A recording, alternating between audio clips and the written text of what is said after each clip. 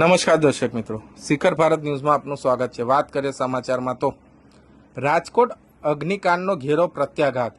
વડોદરામાં તમામ game zone પર ઇન્સ્પેક્શન શરૂ।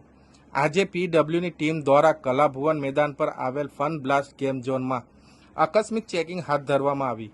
ચેકિંગ દરમિયાન એસી સહિત ઇલેક્ટ્રોનિક સપ્લાયરથી ચાલતા તમામ સંસાધનો પર ચકાસણી કરવામાં આવી। જે ચકાસણી ગેમ ઝોન શરૂ થતાં પહેલાં થવી જોઈએ તે હવે રાજકોટમાં આટલી મોટી ઘટના બન્યા પછી ચકાસણી કરવામાં આવી રહી છે તે એક મોટો પ્રશ્ન છે। રાજકોટની ઘટના પછી વડોદરા પાલિકા અને પોલીસ વિભાગ શું બોધપાઠ લેશે તે હવે જોવાનું રહ્યું।